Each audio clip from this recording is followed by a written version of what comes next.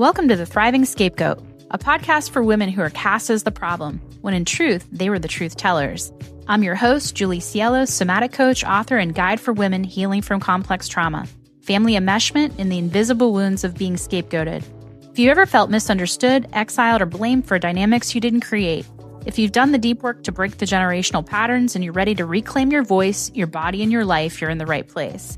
This is where we stop over-explaining, stop performing for love, and start living in alignment with what's real. Here, we talk about nervous system healing, shadow work, emotional sovereignty, and what it takes to not just survive your past, but thrive beyond it. Because you were never too much. You were never the problem. You were the disruption to the dysfunction, and now you get to become the woman who rises because of it. Let's begin. Today, I'm talking about when healing requires distance and the truth about estrangement. Welcome back to the Thriving Scapegoat.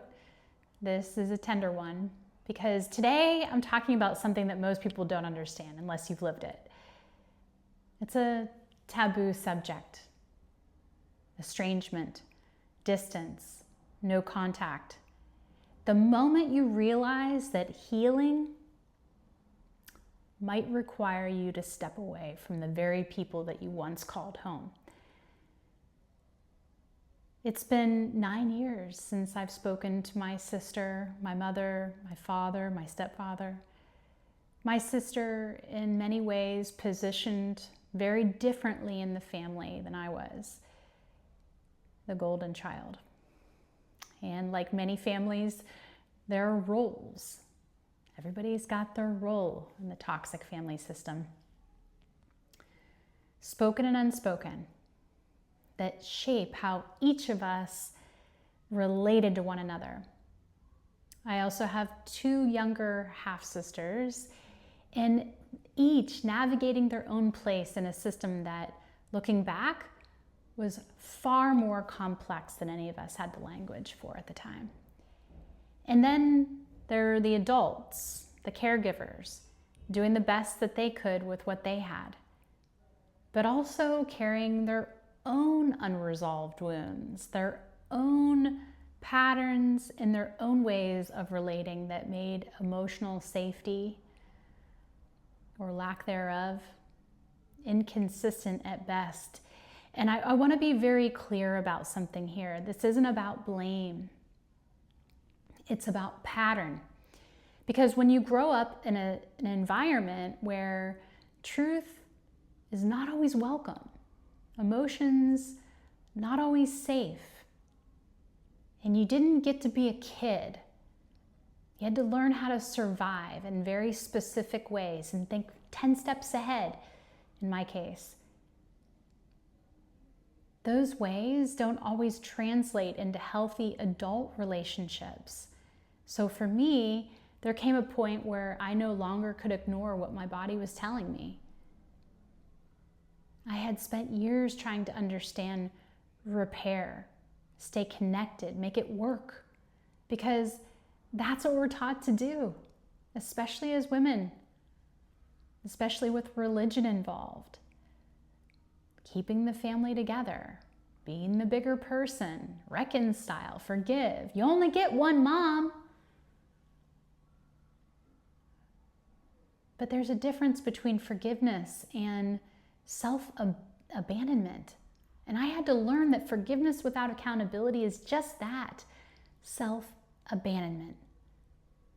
Narcissistic people love when you do that. And at some point, I had to face a very quiet and uncomfortable truth that staying connected was costing me. It was costing me more than it was giving. And not just emotionally, but physically. And I didn't know it then. It was only until years had gone by that I started healing. The distance helped me. And I felt like I had Stockholm syndrome for a long time after I went no contact. I was always in my mind making excuses. There was so much shame to process. Estrangement doesn't usually happen because someone's impulsive or dramatic.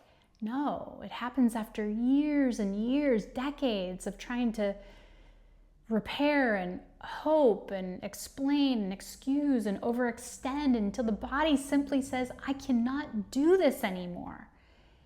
And that's what's interesting, that we're seeing more and more conversations about this now. But why?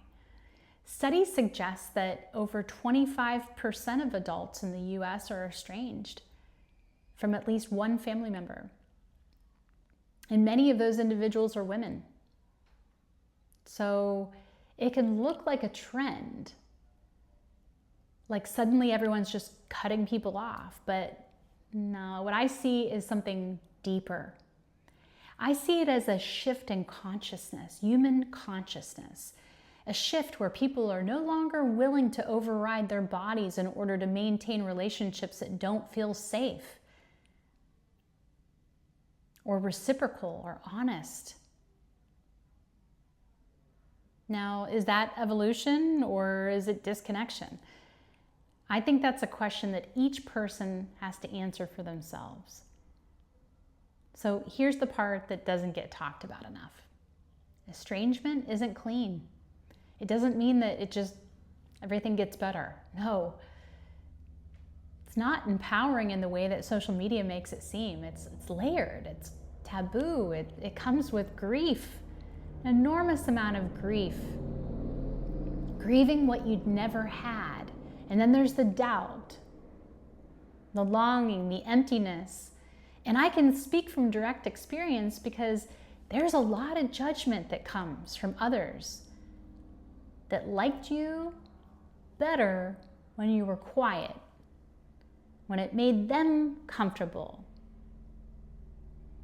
And there's moments where you question everything. Moments where you wonder if you could have done more, been different, tried harder.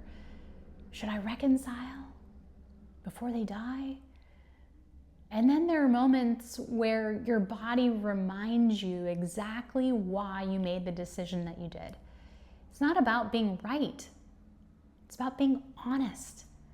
And in my case, there was a final nail in the coffin of dishonesty that I just could not get past.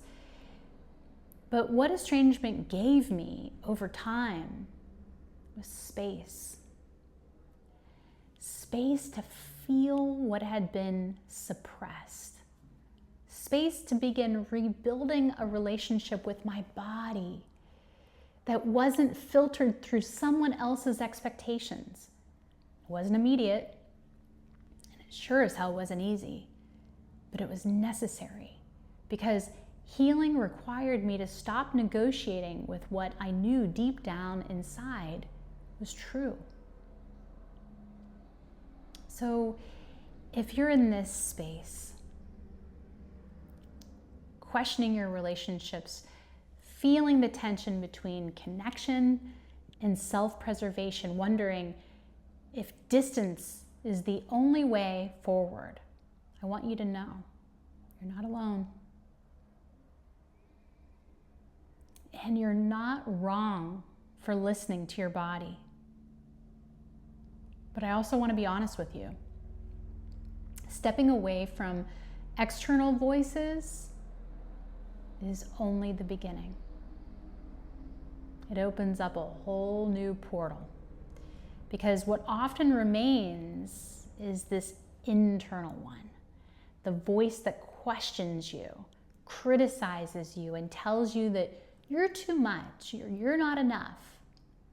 In my journey, that voice didn't disappear when I created distance. No, if anything, it got louder. And then the facade that was built came crumbling down. So in the next episode, we're going to talk about that, the harsh inner critic, and what finally led me beyond years of talk therapy, yoga, meditation, plant medicine, and more, even building successful businesses, into the deeper work of somatic healing.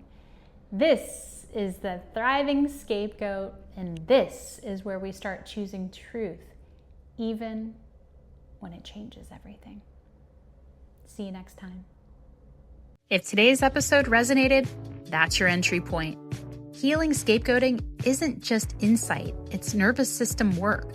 And this is what I teach through seasonal somatics, a body-based method that helps you regulate, reconnect, and move with real change. I offer weekly group classes, both in-person and online, immersive retreats, and limited one-on-one mentorship. You can find all the details in the show notes. If this episode resonated with you, share it with someone who needs it, and make sure you're subscribed. Until next time, choose truth over belonging, self-trust over self-abandonment. You didn't just survive this to stay stuck. You're here to thrive.